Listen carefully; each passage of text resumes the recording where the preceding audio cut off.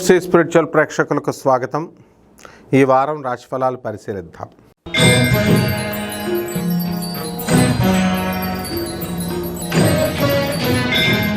కర్కాటక రాశి. ఈ కర్కాటక రాశి వారికి మనకి ఈ వారం అష్టమ గురుడు ఇంకా అష్టమ శని ప్రభావం ఇంకా అలాగే ఉంది. కాబట్టి పనులన్నీ కూడా లేటుగా జరుగుతున్నాయి. మీకు మిథున రాశిలో ఉండి కర్కాటక రాశి ప్రవేశం చేయడానికి రెడీగా ఉన్నాడు. కాబట్టి మీరు కూడా ఓళ్ళకి వెళ్ళడానికి రెడీగా ఉన్నారు. ఈ వారం అంతా కూడా బిజీగా మీ షెడ్యూల్ అంతా కూడా మరి నెక్స్ట్ వీక్ మీరు ఉండరు. కాబట్టి అటువంటి పనులన్నీ కూడా పూర్తి చేసుకొని సన్నద్ధమవుతూ ఉంటారనమాట. అందువల్ల అనేకమైనటువంటి కార్యక్రమాల్లో బిజీగా ఉన్నటువంటి మీరు మీ విద్యుక్త ధర్మాలను మీరు పూర్తి చేసుకుంటూ ఉంటారు. మరి డాక్టర్లు, లాయర్లు, తర్వాత ఈ చార్టెడ్ అకౌంటెంట్లు, కాస్ట్ అకౌంటెంట్లు బిజీగా వాళ్ళ పనుల్లో వీళ్ళు అభివృద్ధి అనేటటువంటిది వస్తుంది. మరి అందువలన వ్యాపారాల దగ్గరికి వచ్చేసరికి ఆదాయాలు బ్రహ్మాండంగా ఉంటాయి. ఖర్చులు కూడా దానికి పోటీగా ఖర్చులు పెట్టడం అనేటటువంటివి మీరు చేస్తారు.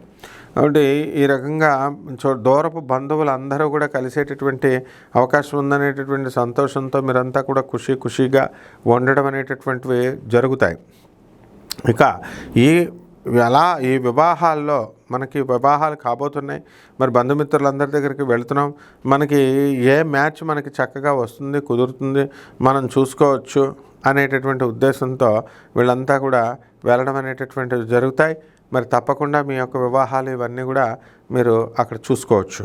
ఇక ఈ కర్కాటక రాశి వారికి అష్టమ శని ఉన్నాడు. కాబట్టి శని జపం చేసుకోండి, శని స్తోత్రాలు చదవండి. శనికి కిలోంపావు నల్ల నువ్వుల్ని, నల్లని వస్త్రాన్ని ఇచ్చి పేద బ్రాహ్మణులకి శనివారం నాడు ఉదయం 8 గంటలకి చక్కగా నువ్వులను దానం చేసుకోండి పేద బ్రాహ్మణుడికి.